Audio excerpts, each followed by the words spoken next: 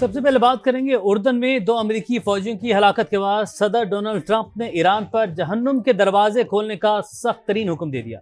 अमेरिकी सेंटकॉम की निगरानी में मुसलसल 8वें रोज भी बमबारी जारी है।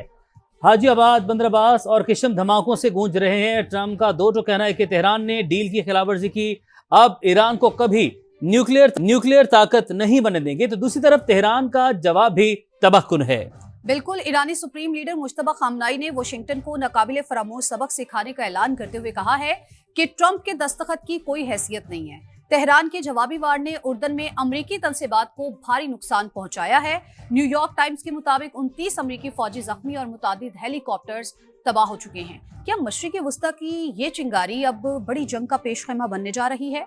क्या खित्ते का जुग्राफिया हमेशा के लिए बदल जाएगा और इस भयानक तसादुम का अंजाम क्या होगा? आज हम इसी पर बात करेंगे। हमें ज्वाइन किया है ब्रिगेडियर रिटायर्ड हारिस नवाज साहब ने, और साथ ही साथ गुलाइशा भट्टी माहिर आलमी उमूर भी हमें ज्वाइन कर चुकी हैं। तो सबसे पहले हारिस नवाज साहब, मैं आपकी तरफ आऊंगी। सदर ट्रंप ने ईरान पर जहन्नुम के दरवाजे खोलने का हुक्म दिया है। इसका क्या मतलब है? क्या अमेरिका अब तेहरान के खिलाफ पूरी कुव्वत इस्तेमाल करेगा, जिसमें जमीनी कार्रवाई भी शामिल होगी? बात एक है कि जहन्नम के दरवाजे खोलने का क्या दे, ईरानी एनिमल हैं जो आप इस तरीके से उनको थ्रेट करते हैं। अगर आपके 2 फौजी शहीद हुए, मारे गए हैं, तो आपने कितने सिविलियन भी शहीद किए हैं, आपने वो रियलाइज नहीं करते हैं। और उसके बाद जिस तरीके से आप सिविलियन इंफ्रास्ट्रक्चर के ऊपर जा रहे हैं, what do you want it, आप मिलिट्री टारगेट से जाते थे, चले ठीक है, बट आप जाके उनका ब्रिज उड़ा रहे हैं। आप कह रहे हैं कि जहां जहां भी उनके ऑयल गैस के हैं वहां पर हम जो एक ग्रिड स्टेशन है हम रोड उड़ा के रख देंगे। फिर उसके बाद उनके सारे स्टेशन पे आप जा रहे हैं, नुकसान कर रहे हैं, इंफ्रास्ट्रक्चर तबाह कर रहे हैं। तो सुपर पावर का मतलब ये तो नहीं कि आप एक जंगल में कोई कानून नहीं बनाते फिर रहे हैं। ईरान की, आई डू एग्री कि ईरान की गलती है कि ईरान को इस वक्त इस मुआहदे से हर हालत में फायदा उठाना चाहिए था, और इसलिए ईरान इधर ये अमेरिका वेट कर रहा था कोई अपॉर्चुनिटी मिले तो इस मुआहदे से निकले, और वो उसको हमेशा से इजराइल उसको प्रम्प कर रहा था कि आपको ये नुकसान है, ये सारी दुनिया बात कर रही थी कि total Iran is beneficiary out of this मुआहदे के से, क्योंकि उनकी सैंक्शन रिलीज हो रही थी, उनके एसेट रिलीज हो रहे थे, उनको जो था ऑयल और गैस बेचने की मार्केट की प्राइस के ऊपर इजाजत मिल गई थी। $300 बिलियन के भी उन्होंने कहा था हम ये डेफिनेटली की पूरी करेंगे, दूसरे माल के लेके देंगे। What else Iran wanted. लेकिन ईरान ने जो गलती की वो ये थी कि उन्होंने सऊदी अरब के और कतर के जो शिप्स है वो अगर स्ट्रेट ऑफ हॉर्मुज में आए तो उनको नुकसान पहुंचाया ड्रोन फायर करके, जहाँ से ये एस्केलेशन हुई। ईरान शुड हैव इंश्योर्ड कि वहां पर प्रोवोकेशन नहीं करे, create conducive friendly environments for discussion, और कोई मौका अमेरिका को ना दें कि आपको बहाना मिले। और जो इजराइल चाहता था कि ये अमेरिका इजराइल ईरान की मिलिट्री पावर को बहुत ज्यादा नुकसान पहुंचाया, उसके बाद मुआहदा करे, और इसीलिए अब वो उसी लाइन पे चल रहे, क्योंकि अमेरिकन को बड़ी क्रिटिसिज्म हो रहा था कि आपने क्या मुआहदा किया, what have you gain, why did you go in Iran के अंदर। आपने जो चारों टारगेट अपने हदफ पूरे नहीं किए, सिवाय एक आपने किया कि हम टेक्निकल टीम ईरान के न्यूक्लियर न्यूक्लियराइज को कर देगी, दैट्स एंड ऑफ इट। बाकी सारा ईरान को फायदा। तो ईरान को चाहिए था कि तहम्मुल को मुजाहरा करे, और अभी जो उनका इजराइल का प्लान है और अमेरिकन का प्लान वो ये है कि वो मजबूर कर इतना ज्यादा ईरान के ऊपर जा रहे हैं, उसके सिविलियन टारगेट्स के ऊपर जा रहे हैं, मजबूर कर रहे हैं ईरान को कि रिटेलिएशन में वो कुवैत, बहरीन, कतर, इनके टारगेट यहाँ पर जाए, नॉट ओनली मिलिट्री टेररिस्ट्स के ऊपर इनके जो अमेरिकन हैं, बट अगर वो जाते हैं ईरान के जहाँ पर ग्रिड स्टेशन के ऊपर, जहाँ डीसैलिनेशन के ऊपर, तो फिर अमेरिकन भी वहाँ, ये ईरान भी वहां पर जाएगा, और इससे एस्केलेशन बहुत ज्यादा बढ़ जाएगी। सही। तो ये this is what I think इस वक्त पाकिस्तान को ये और जेट को पूरी कोशिश करनी, जो फील्ड में से तो पहले कर ही रहे होंगे, कि जरूर कोशिश करें किसी तरीके से भी इसको सिचुएशन को कंट्रोल करें, डिफ्यूज करें। पाकिस्तान तो अपनी कोशिश कर ही रहा है। सर, साथ ही मौजूद रही गुलाइशा भट्टी माहिर आलमी अमूर हमारे साथ मौजूद हैं। अस्सलाम वालेकुम आयशा साहिबा, बहुत शुक्रिया आपने समय के लिए वक्त निकाला। अब जिस तरीके से अभी बात की जा रही है, हारिस साहब भी बात कर रहे हैं कि पाकिस्तान को अपना किरदार मुसलसल अदा कर रहा है और मजीद पाकिस्तान कोशिशें करते रहना चाहिए। पाकिस्तान तो कोशिशें कर रहा है, बाकी जो आलमी ममालिक हैं उनका रोल भी अब जाहिर है ज़्यादा बनता है, क्योंकि अब शिद्दत पहले से ज़्यादा जो है हम देख रहे हैं कि आती जा रही है, हर गुजरते दिन के साथ बढ़ती चली जा रही है। तो क्या समझती हैं अब आप, ये मामला किस तरफ जा रहा है? ज्यादा एस्केलेशन की तरफ मामला चलते जा रहे हैं? बहुत शुक्रिया मुझे इनवाइट करने के लिए। मैं इसको देखती हूँ कि जिस तरह से हम जियोपॉलिटिक्स में गेम ऑफ चिकन देखते हैं। ये एक थ्योरी है जो ये कहती है कि दोनों पार्टी जो हैं वो एक दूसरे को इतना अल्टीमेट डिस्ट्रक्शन देना चाह रही है कि वो चाह रही है कि who is going to blink first. तो आप ईरान को देखें या यूएस को देखें तो दोनों ही एक दूसरे को मैक्सिमम डैमेज करना चाह रहे हैं, चाहे वो ईरान की तरफ से एस्केलेशन आ रही है या यूएस की तरफ से फिर उसका रिएक्शन आ रहा है। तो दोनों साइड जो है ना वो ये चाहती हैं कि हम इतना ज्यादा एक दूसरे को डिस्ट्रक्शन की तरफ लेके जाएं कि देखते हैं कि कौन पहले रुकता है। तो ये गेम ऑफ चिकन होती है और बड़ी डिस्ट्रक्शन होती है इसके अंदर, क्योंकि इवेंचुअली दोनों के पास एग्जिट प्लान भी नहीं होगा। और देखें कि क्या ये दोनों पार्टीज जो हैं ये इतनी लंबी वॉर, इतनी बड़ी डिस्ट्रक्शन अफोर्ड कर सकती हैं। आप ईरान को देखें तो जितनी एस्केलेशन लेट्स से वो यूएस के एसेट्स पे कर रहा है रीजनल, या वो उनके ऑल इंफ्रास्ट्रक्चर को गल्फ के डिस्ट्रॉय कर रहे हैं। आप जॉर्डन देख लें, कुवैत देख लें, कतर देख लें। और इसी तरह जो यूएस की जो अप्रोच है वो चाहे वो नेवल ब्लॉकेट करना या वो चाहते हैं कि इकोनॉमिकली फ्रजाइल ईरान बन जाए, अनकंडीशनल उसको सरेंडर आ जाए। तो ये दोनों पार्टीज जो चाह रही है ना वो पॉसिबल नहीं है। तो कहीं ना कहीं बीच का रास्ता बहुत जरूरी है, अदरवाइज इस गेम ऑफ चिकन में ना कंप्लीट डिस्ट्रक्शन दोनों साइड की होती है। और जो आप देखें कि ईरान को अगर आप देखें तो आपको लगता है कि क्या उनकी जो पॉपुलेशन है, स्पेशली आप देखें ईरान जो पब्लिक है ईरान में, वो जनवरी तक कितना अगेंस्ट थी अपनी हुकूमत के। अगर आपको याद हो तो कितने प्रोटेस्ट हो रहे थे, इन्फ्लेशन बहुत ज्यादा थी, सालों से सैंक्शन में रह रहकर कितनी बुरी तरह ईरान की इकोनॉमी डिस्ट्रॉय होगी। तो अगर इनको थोड़ा सा एक साई ऑफ रिलीफ मिला था तो मेरा ख्याल है कि इनको उसके ऊपर बड़ा वाइजली प्ले करना चाहिए था। जब आपके ऊपर सैंक्शन रिलीफ हो रही थी या आपको कुछ ऐसी सपोर्ट इकोनॉमिकली मिल रही थी जिसमें आप थोड़ा सर्वाइव कर सकते, तो एक मौके पे आके अवाम साथ तो खड़ी हो गई और आप वो कार्ड प्ले भी कर रहे हैं नेशनलिज्म का। लेकिन वो कब तक ना, इवेंचुअली वो कहेंगे कि ये जंग अब कब खत्म होगी। और आप अगर अमेरिका को देखते हैं तो वहां पे भी अमेरिका भी फेस कर रहा है, इंटरनेशनली भी हम जो ग्लोबल प्राइसेस ऑयल की देख रहे हैं। देन उसके बाद अभी जो जिस तरह से ये जो बॉडी बैग्स जाएंगे ना अमेरिका में, तो वहां पे भी जो पब्लिक है वो मिस्टर ट्रम्प से पूछेगी कि आप जब इलेक्शन जीत कर आए थे तो आप तो पिछली सारी हुकूमतों को क्रिटिसाइज करते थे कि ये लोग जाके मिडल ईस्ट में जंगों में इन्वॉल्व हो जाते हैं, तो मैं तो जंग में बिल्कुल नहीं जाऊंगा। और आपने वही किया जो आपके जो प्रेडिसेसर्स है वो ये करते रहे। तो अब ये जब बॉडी बैग्स जाएंगे तो वहां पे भी एक नई कहानी स्टार्ट होगी। वहां पे हमने देखना है मिस्टर ट्रम्प फिर कैसे सर्वाइव करते हैं और कैसे वो अपने पब्लिक को और फिर एज वेल एज जो उनके जो कांग्रेस है उनको किस तरह से बताते हैं कि ये जंग हम जीतेंगे। क्योंकि इस वॉर के अंदर ये जो गेम ऑफ चिकन है इसके अंदर बहुत मुश्किल होता है कि दोनों पार्टी जो है ये इनमें से कोई एक ब्लिंक करे, क्योंकि ये दोनों एक दूसरे को डिस्ट्रॉय करना चाहते हैं। तो बड़ी ही क्रिटिकल सिचुएशन है ये। ठीक है, सिचुएशन तो बड़ी क्रिटिकल है। जिस तरह से आपने कहा है कि दोनों ही एक दूसरे को डैमेज करने की कोशिश करें, लेकिन जो दोनों पार्टीज है वो जो चाहती हैं वो हासिल नहीं कर सकते। ब्रिगेडियर साहब मैं आपकी तरफ आऊंगी। जिस तरह से हम लोग बात कर रहे हैं, अमेरिका जो है वो हमले तो कर रहा है, निशाना तो बना रहा है, चाहे वो फ़ज़ाई दिफाई निज़ाम हो या फिर मिसाइल तनसीबात हो, उसकी जानिब से निशाना तो बनाया जा रहा है। लेकिन जो ईरान है वो भी तो आगे से रिटेलिएट कर रहा है। लेकिन अगर हम इस को फौजी नुक्ता नज़र से देखें तो क्या अमेरिका जो है ईरान की फौजी ताकत को मफलूज करने में कामयाब हो रहा है, या फिर ईरान अब भी हमें ये समझना चाहिए कि उसमें इतना दमखम है, इतनी सलाहियत है कि वो अमेरिका को कोई सरप्राइज दे सकता है आने वाले दिनों में?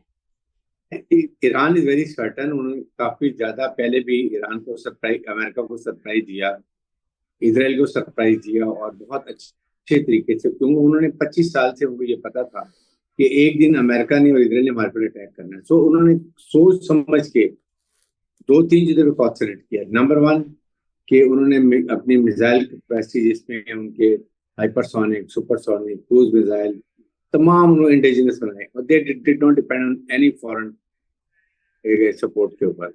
लाइकवाइज उन्होंने इसके साथ आप देखें ड्रोन उनकी बहुत अच्छी क्वालिटी के और डिफरेंट वेराइटी ऑफ ड्रोन उन्होंने बनाए, और वो उनके पास बहुत ज्यादा तादाद में। थर्ड, उन्होंने अपनी रिजीम जाहिर है कि उसके पास स्ट्रेट ऑफ हॉर्मुज़ का उनको पता था कि हमने क्या करना है। ये उनकी कैपेबिलिटी जो उन्होंने इसको प्रॉपर तरीके से बनाया, और फिर ऐसी जगह वहां जाके इंडिजिनस बनाए जहाँ पे बड़ा मुश्किल है रेड करना, एयर स्ट्राइक करना, क्योंकि वो माउंटेन्स एरिया है, ग्रेनाइट के माउंटेन है, अंदर एयर अंडरग्राउंड उन्होंने बहुत रेलवे लाइन बनाई हुई है जिसकी वजह से चल रहे हैं। लेकिन प्रॉब्लम ईरान के लिए एक डायलेमा ये है, American are going for Iran, Iran को नुकसान पहुंचा रहे हैं, डिस्ट्रॉय कर रहे हैं, इंफ्रास्ट्रक्चर डिस्ट्रॉय कर रहे हैं, उनके मिसाइल लॉन्चर्स को उड़ा रहे हैं, साइट्स को कोई कहीं ना कहीं ड्रोन से भी करते हैं। बट अमेरिका को कोई कुछ नहीं होगा। अमेरिका को क्या कितना ऐसे नुकसान कर देंगे इस गल्फ स्ट्रेट के अंदर। द इशू इज, बड़ी मुश्किल से फील्ड मार्शल यासिर मुनीर ने ईरान को और खलीजी ममालिक को समझाया था कि प्लीज आपस में आप लोगों ने नहीं लड़ना, अगर लड़ेंगे तो सेल्फ डिस्ट्रॉय करेंगे। यही हम्म। इजराइल की पॉलिसी है कि ये आपस में लड़ भिड़ के सेल्फ डिस्ट्रॉय कर लें और उसका जो है ग्रेटर इजराइल का ख्वाब आसानी से पूरा हो जाए, because there will be no resistance. एक रेजिस्टेंस मुल्क की है, वो है ईरान। अगर ईरान मिलिटरी डाउन हो जाता है, उसकी जो प्रॉक्सीज हैं, हिजबुल्लाह है, मुसाद है, हमास है, उसके बाद आपके सामने हूतीज हैं, ये भी कमजोर हो जाते हैं, देन इजराइल को क्या डर है? उसको तो खुला मैदान मिल जाएगा। तो ये बात अभी भी वो समझ आनी चाहिए, और खलीजी मालिक बड़ा रिस्ट्रेन शो कर रहे हैं। अमेरिकन चाह रहे हैं कि खलीजी मालिक इस वॉर में जंप कर रहे हैं और ईरान पे अटैक शुरू कर दें। That is going to be the total destruction of Middle East, क्योंकि ईरान ने उनका डीसैलिनेशन प्लांट पे जाना है, जो कि ये खलीजी मालिक का सर्वाइवल ही डीसैलिनेशन पॉइंट है, और उसके लिए उनको जाहिर है बिजली घर भी चाहिए, ग्रिड से चाहिए, वो ग्रिड उड़ा देगा। सो ये आपका ये जो है कतर, ये जो ही में 40 डेज का उनके पास वाटर रिजर्व है, और बाकी ममालिक में 7 से 8 दिन का है, बहुत कम है। It will be a disaster. इसलिए मैं ये बात कर रहा हूँ, यही चाह रहा है इजराइल और यही चाह रहा है अमेरिका कि इनको आप लड़ाओ, इनको खत्म करो और फिर अपनी एंजॉय करो राइट को। सही। आयशा साहब, ये जो आरिफ साहब का पॉइंट है कि आपस में लड़ाओ और फिर बैठ कर नज़ारा देखो, तो आप इस पर क्या कमेंट करेंगे? इससे पहले आप जब गुफ्तगू करी थी, आपने जिक्र किया कि ईरान की इकॉनमी कई दिहाइयों से जो है वो पाबंदियों की वजह से जिस जगह पर स्टैंड कर रही है वो हम सब जानते हैं। तो अवाम के पास एक अच्छा मौका था, अगर कुछ मिल रहा था तो वो ले लेना चाहिए था। तो क्या आप समझते हैं कि वाकईतन जो वादे किए गए थे वो पहुंचना था, वो फवायद ईरान तक पहुंचने थे, या सिर्फ बातें थी, वादे थे, और इस तरह की बातों में वादे दावे कुछ और थे, लेकिन बाद में ये जब कहा जा रहा था कि हमसे अनाज ले लिया जाए, इस मद में ले लिया जाए, तो क्या वो फवायद, अगर ये सब मामला तो उसी तरीके से रहते, तो पहुंचने थे ईरान तक, उनकी आवाम तक? देखिए, आपकी बात एक तो बिल्कुल ठीक है पॉइंट के इनके दरमियान में एक दूसरे पे ट्रस्ट डेफिसिट बहुत ज़्यादा है। लेकिन इसके बावजूद जब एमओयू साइन हो गया, जब दरमियान में मीडिएटर पार्टीज़ आ गई जो आपको वो मीडिएशन किस लिए करवा रही होती है ना, वो पार्टीज़ इसीलिए मौजूद हैं कि अगर आपको किसी के साथ कोई खतरा है, या इवन अगर ईरान ने अभी जिस तरह से सब स्टार्ट यहाँ से हुआ ना कि यूएस के वेसल्स को अटैक किया, नेवल वेसल को, तो आप उस वक्त बता देते नेवल शिप्स पे हम अटैक करने से पहले कि ये हमारी एप्रीहेंशंस है। मेरा पॉइंट ये है कि आपको मीडिएटर को बीच में रखना जरूरी है। आपको लग रहा है कि आपकी बातों को माना नहीं जाएगा, या वो जो 42 पॉइंट्स उन्होंने बनाकर भेजे यूएन सिक्योरिटी काउंसिल के अंदर कि यहाँ अमेरिका ने वायलेशन किया, तो मीडिएटर किस लिए होता है? मीडिएटर इसीलिए है ना कि वो जो डिफरेंसेस हैं उनको रिमूव किए जा सके, किसी को किसी के साथ जो एप्रीहेंशन है, जो खतरात हैं, उसको रिजॉल्व किया जा सके। ऐसा नहीं होता कि आप मीडिएटर को साइड पर करके आप डायरेक्ट वॉर स्टार्ट कर दें ना, वो फिर मीडिएटर की लेवरेज खत्म हो जाती है। और दूसरा जो आप ये बात कर रहे हैं कि जो उनको मिल रहा था वो ले लेना चाहिए था, तो उससे पहले हालात बहुत खराब थे। तो अब उसमें मुझे लगता है कि ईरान के अंदर भी आपको डिवीजन नजर आती है। I mean, आपको IRGC की जो है वो जिस तरह से हार्ड लाइनर है, वो उनके जो स्टेटमेंट्स जो आती हैं वो कहते हैं कि हम रिवेंज लेंगे। तो या तो आप रिवेंज लें, या फिर आप अपनी पब्लिक की जो उनकी जो लाइफ है, या उनकी जो डेली एक्सपेंसेस हैं, या उनकी जो जिंदगी है, उनको बेहतर बनाएं। ठीक है, तो ये दो मुख्तलिफ चीजें हैं। अगर आप चूज करना चाह रहे हैं कि आपने बदला ही लेना, तो उस बदले में डिस्ट्रक्शन है, फिर आप पब्लिक को कंफर्ट नहीं प्रोवाइड कर सकते। और जो पार्लियामेंट है वो थोड़ी सी शुरू में हमें लग रही थी कि ओके वो they are ready to listen, but again फिर जिसका पहले अपर हैंड है वही सामने आ रहे हैं, और हमें नजर भी आ रहे हैं कि अभी बहुत ज्यादा जिस तरह से स्टेटमेंट्स आ रही हैं, और दोनों तरफ से भी, अमेरिका की तरफ से भी, और शायद उसमें रीजन ये भी है कि उन्होंने अपनी पब्लिक ऑडियंस को भी बताना होता है, एक नैरेटिव बिल्ड करना होता है, तो उस तरह की स्टेटमेंट्स दे रहे होते हैं, लेकिन उसकी वजह से फिर चीजें ज्यादा खराब होती हैं। फिर जहां तक आप जब बात कर रहे थे कि किस तरह से बाकी जो आप रीजनल जो एक्टर्स हैं वो किस तरह से प्ले करें, तो देखें कि रिस्ट्रेंटमेंट तो रहा है ना, रिस्ट्रेंट रही। आप नहीं रिएक्शन उस तरह से सामने आया, ऑल्दो के आप देखें सऊदी अरब पे देखें, आप बहरीन पे देखें जिस तरह से अटैक किए गए, तो वो कुवैत पे, तो वो अभी तक खामोशी इसलिए भी है कि वो नहीं चाह रहे कि वॉर एस्केलेट हो। लेकिन साइड बाय साइड इंटरेस्टिंगली मैं देख रही थी कि वो जो 20 बिलियन बैरल पर डे का जो ऑयल गुजरता है ना स्ट्रेट से, वो उसकी ना उसको बाईपास करने की कोशिश की जा रही है, और कोशिश ये करें कि कोई ऐसा अल्टरनेटिव रूट सामने आ जाए जिसकी वजह से ना स्ट्रेट के ऊपर हमारी डिपेंडेंसी हो, और ना ही जो है उसको कोई भी पार्टी, इधर इट्स अमेरिका और ईरान, इसको एज अ वेपन पकड़ के, एज अ टूल पकड़ के उसको फिर हमें एक्सप्लॉइट किया जा सके। जैसे सऊदी अरब का ईस्ट वेस्ट पाइपलाइन है, वो उस पर काम कर रहे हैं, यूएई का अपना एक नेटवर्क है, उस पर काम कर रहे हैं, इराक की ट्रांस कॉन्टिनेंटल नॉर्दर्न कॉरिडोर्स हैं, तो वो सब अपने अपने ऑल्टरनेटिव्स लेकर आ रहे हैं। और सो बाय सो इस पे भी बात की जा रही है कि आप रिन्यूएबल एनर्जी की तरफ जाएं, ताकि आपको इसकी जरूरत ही ना पड़े जिस ऑयल को आप चाह रहे हैं। तो अब जो दुनिया है ना, वो ये भी चाह रही है कि अभी ये हुआ ना, तो ये कुछ साल बाद फिर होगा। लेट्स से अभी आपने इसको रिजॉल्व करा दिया, बट अभी एक चीज समझ आ गई ईरान को एज अ टूल वो यूज कर सकते हैं स्ट्रेट ऑफ हॉर्मुज को, या अमेरिका कहेगा कि मुझे यहाँ पे आपको सेफ्टी से आपकी शिप्स गुजरी है तो मुझे आप टोल टैक्स दे। तो इन सारी चीजों से निपटने के लिए जो मिडिल ईस्टर्न कंट्रीज हैं specially, they are working on their alternative routes, ताकि उसमें से कुछ रास्ता निकले। और बड़ा इंटरेस्टिंग है ये कि किस तरह से आप एक पुराने जो रास्ते से उनसे हट के आप चाह रहे हैं कि कुछ ऐसी पाइपलाइंस, कुछ ऐसा इंटरनल नेटवर्क सामने है जिसमें आपकी डिपेंडेंसी भी स्ट्रेट पे कम हो जाए और आप जो है रोज की जो लड़ाई यहाँ पे चलेगी उससे आपका छुटकारा भी हो जाए। लेकिन जो गुलाइशा साहबा, जिस तरह से आप गुफ्तगू कर रही हैं तो डेफिनेटली नुकसान जो है वो तो दोनों मुल्कों को हुआ है। सिर्फ दोनों मुल्कों को नहीं हुआ बल्कि पूरी दुनिया को इसका भुगतान करना पड़ा है। हारिस नवाज साहब, अगर ये सारी सिचुएशन जो बनती हुई दिखाई दे रही है, इसमें डेफिनेटली फौजियों का नुकसान हुआ है, हेलीकॉप्टर्स का नुकसान हुआ है, मिसाइलों का नुकसान हुआ है, फौजी तनसीबात का नुकसान हुआ है, यकीनन बहुत बड़े बड़े नुकसानात हुए। ऐसे में देखकर what will you expect from Donald Trump? उनकी अगली पॉलिसी जो है वो क्या हो सकती है? क्या वो थोड़ा सा बैक स्टेप जाएंगे या फिर हमें मजीद एग्रेसिव दिखाई देंगे? देखें, डोनाल्ड ट्रंप को एक तो प्रॉब्लम ये है कि उनके इलेक्शन आ रहे हैं अक्टूबर में, उनको वो फिक्र है बिकॉज जो मुआहदा हुआ था अब उनको वहाँ के अब पब्लिक ने उनके आई एम श्योर कि उनकी पार्टी के लोगों ने बताया कि आपने गलत मुआहदा किया है।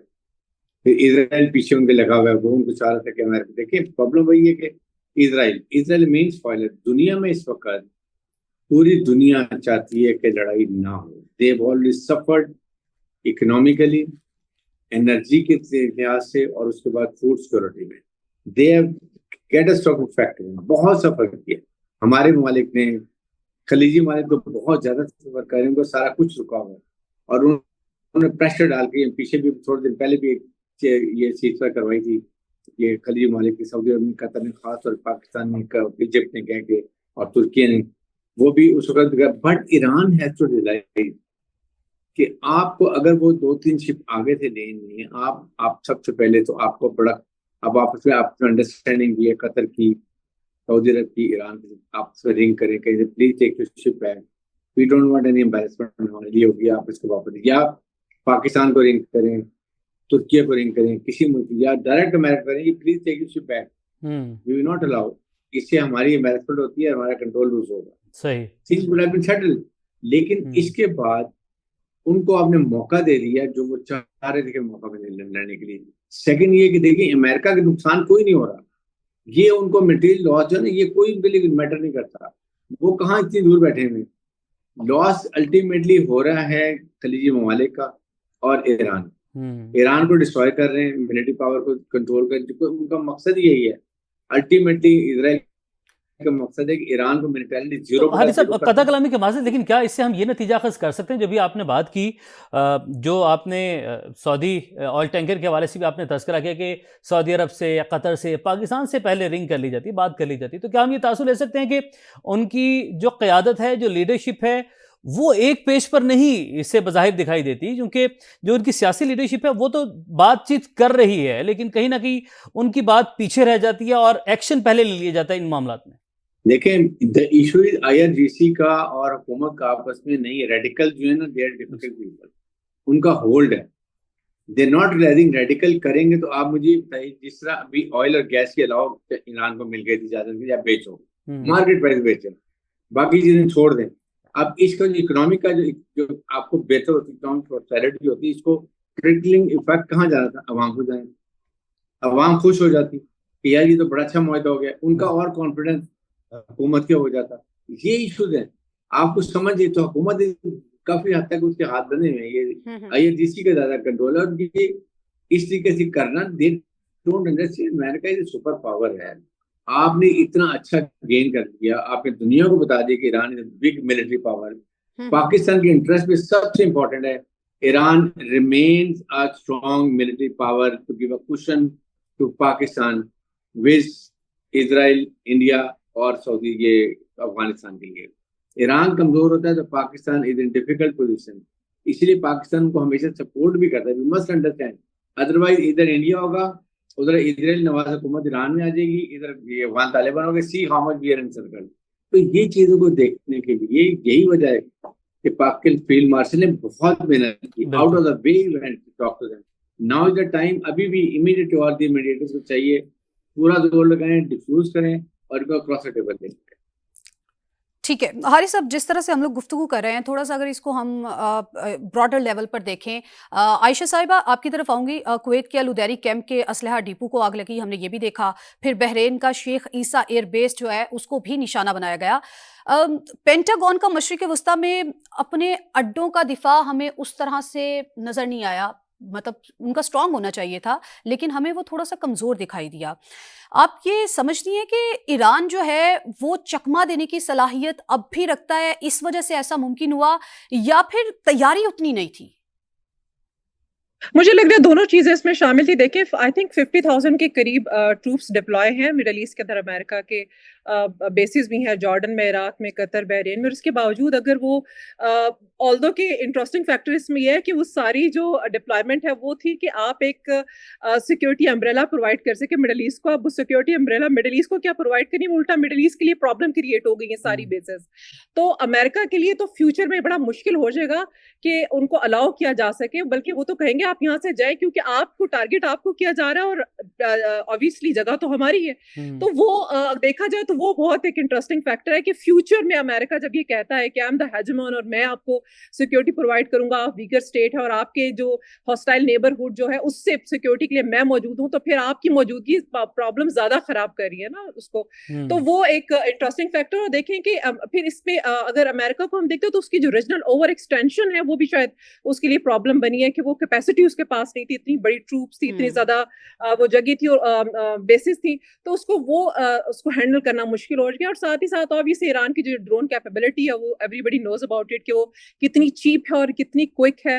तो उससे उस स्विफ्ट जो टेक्नोलॉजी है उसका ये नतीजा था कि अमेरिका जो है वो उसको ये फेस करना पड़ा। और उससे मिडिल ईस्ट को भी एक चीज समझ आई कि वो सेल्फ रिलायंस बहुत जरूरी है, कि बजाय इसके कि आप किसी सुपर पावर को कहें कि हमें सपोर्ट करें, आपका अपने पांव पे खड़ा होना, अपनी सिक्योरिटी और अपनी जो इकोनॉमिक कैपेसिटी है उसको खुद से हैंडल करना जरूरी है। यानी अगर आप अमेरिका पे रिलाई नहीं करें और अगर आप स्टेट ऑफ हॉर्मुज पे रिलाई नहीं करें, आप अपनी सिक्योरिटी और अपनी इकोनॉमिक जो कैपेबिलिटीज है आप उसको खुद स्ट्रीमलाइन करें, तो चीजें ज्यादा बेहतर हो जाएंगी। तो मेरा ख्याल है ये लेसन मिडिल ईस्ट के लिए भी है इसमें। सही हारिस साहब, यही नुकता, यही पॉइंट है कि मिडिल ईस्ट के लिए तो लेसन है ही, लेकिन आप इस हवाले से क्या कहेंगे कि ईरान जो कह रहा है मिडिल ईस्ट ममालिक को कि यहाँ से अपने जो अमरीकी अड्डे हैं वो ख़त्म किया जाए, अमेरिका को यहाँ से निकाला जाए, तो क्या ईरान कह सकते हैं, क्योंकि वो तमाम के तमाम जो ममालिक हैं वो खुद मुख्तार हैं और अपने फैसले करने का हक भी वो रखते हैं, तो क्या ये कहना दुरुस्त है? आप इस हवाले से क्या राय रखते हैं?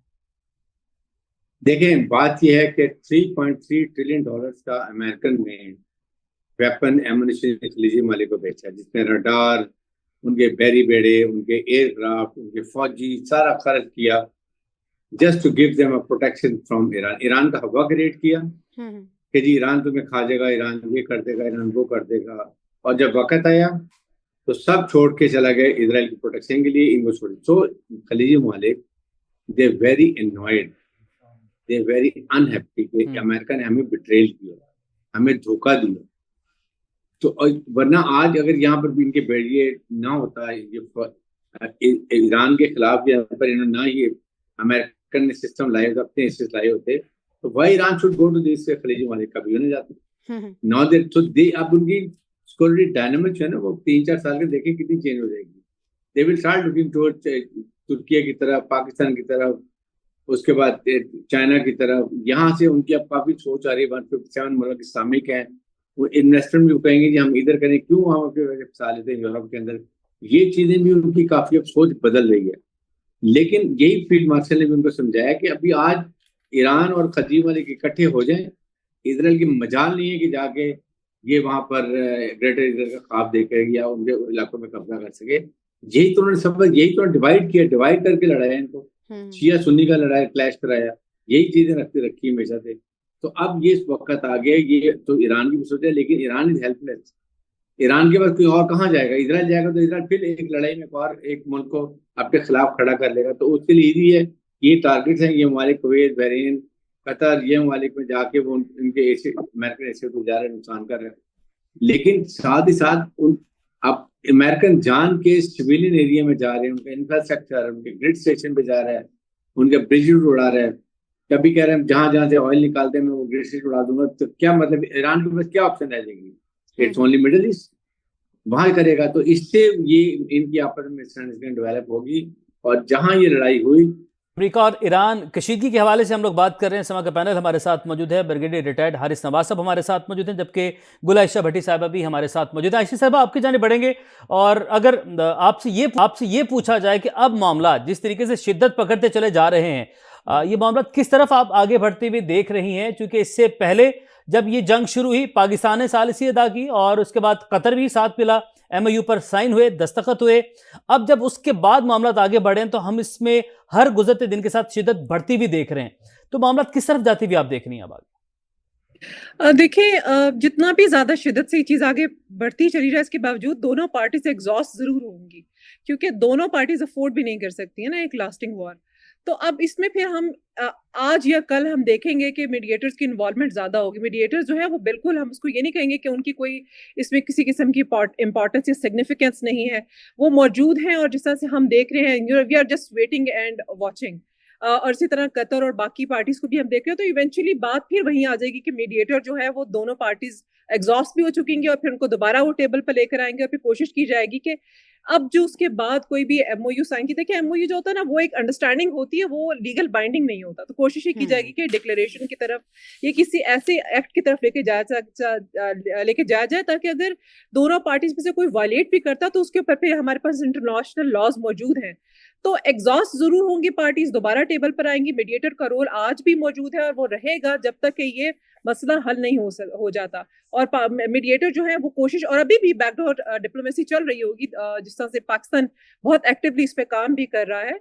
तो इवेंचुअली वो टेबल पर फिर इनको लेकर आएंगे और फिर उसके बाद ये अपने मसाइल को फिर हल करेंगे। फिर उसके बाद तो ये चीज एक चलती रहेगी। मुझे लग रहा है ठीक। इसको हमें कहना आयशा चाहिए साहिबा, कि ये normal बना तो दिया। अगर हम इस सिचुएशन को देखें तो शायद ये सिचुएशन ऐसे ही हमें आगे बढ़ती हुई दिखाई दे। लेकिन ब्रिगेडियर साहब, अगर इसको ओवरऑल देखा जाए, दोनों पार्टीज की जानिब से जिस तरह का इस वक्त बिहेव किया जा रहा है, जिस तरह का इमेच्योरिटी का मुजाहरा किया जा रहा है, इसे इमेच्योरिटी कहेंगे इन शॉर्ट वर्ड्स, तो फिर तो ये नजर आ गया कि एक तो MOU की कोई हैसियत नहीं है। जैसा ये पहले कहा जा रहा था कि 60 दिन के अंदर अंदर ये सबूताज हो सकता है और स्पॉइलर जो है इसे स्पॉइल करने की कोशिश कर सकते हैं। लेकिन अगर इसे ब्रॉडर लेवल पर देखा जाए तो फिर दोनों मुमालिक जो हैं, उनकी जो आलमी साख है, सिफारतकारी की जो साख है, वो हमें शदीद मुतासिर होती हुई दिखाई दे रही है। ऐसे में आके फिर जो मीडिएटर्स हैं, उनका रोल कैसा होगा? रोल तो बहुत सख्त है, और I am sure Pakistan, Turkey, Egypt, Qatar, Saudi Arabia, they were already involve. और अभी वो इस पर पूरी कोशिश, खासतौर मिडिल ईस्ट की कंट्रीज के लिए तो इट्स अ डेथ ट्रैप। इसलिए वो पूरा जोर लगा रहे होंगे, अमेरिका को पुश कर रहे होंगे। देखिए, उनकी पूरी oil inflation at risk, gas Qatar की रुका हुआ है, सारा कुछ पैसा उनका रुका हुआ है। थ्रेट है उनको कि कहीं ईरान डैमेज न करे। इस तरह अमेरिकन आर ट्राइंग थ्रेट करें ईरान को, हम आपका तबाह कर देंगे। लेकिन एक बात याद रखें, देखिए पूरी दुनिया जिसमें American public, American senate, American congress, NATO, European union, खलीजी ममालिक, ये China, Russia, Pakistan, nobody in the world wants war, less only one spoiler, a terrorist, Israel. तो इसलिए बहुत मुश्किल है अमेरिका के लिए लड़ना, क्योंकि देखिए इससे आपके सामने ये 60 दिन लड़ाई में क्या हुआ। और अगर ये 60 दिन और चलती है और स्टेट ऑफ हॉर्मुज और नेवल ब्लॉकेड रहता है ईरान का, तो what is going to happen? It is going to be catastrophic. इसलिए मुझे यकीन है कि ये स्क्रीमिशेस चल रही हैं, ये चलेंगी, लेकिन अब कुछ दिन के बाद जरूर रुकेंगी। ईरान, अमेरिका अपनी साथ ठीक करने के लिए कोशिश कर रहा है कि मार रहा है कि जी ईरान को और ज्यादा मिलिटरी नुकसान पहुंचाए। इजराइल भी यही कोशिश कर रहा है। लेकिन ब्रिगेडियर साहब, कतई कलामी के लिए माजरत, क्या ये मामला जो है, ये सिलसिला जो है, ये इसी तरह हमें चलता हुआ दिखाई देगा? वक्ती तौर पे सब कुछ रुक जाना, फिर दोबारा से शुरू हो जाना, फिर रुक जाना, फिर शुरू हो जाना। परमानेंट सोल्यूशन कब इसका सामने आएगा? It may take 60 days, तो ये हुआ ही नहीं है। इसके बाद it may go to another 60 days, it may take to 90 days, 100 days, जहाँ पर ये जाके फाइनली हो। इस दौरान में छोटी स्क्रिमिशेस होती रहेंगी, as long as आधी सीज पर चल रही हो और मुज़ाकरात हो रहे हो, तो it is a healthy sign इस कॉन्टेक्स्ट में। लेकिन ईरान को चाहिए कि वो रिस्ट्रेन शो करे। रेडिकल जो उनका ग्रुप है IRGC का, वो अमेरिकन, ये ईरानी गवर्नमेंट को बैठ के अपने सेल करने हैं कि अवाम के लिए क्या चाहते हैं, अवाम को के साथ, यानी कि अल्टीमेट जो सोल्यूशन है हारिस साहब, यही जो है वो कंक्लूजन है कि वो बातचीत ही है, ऑन टेबल ही आप इस मसले को हल कर सकते हैं।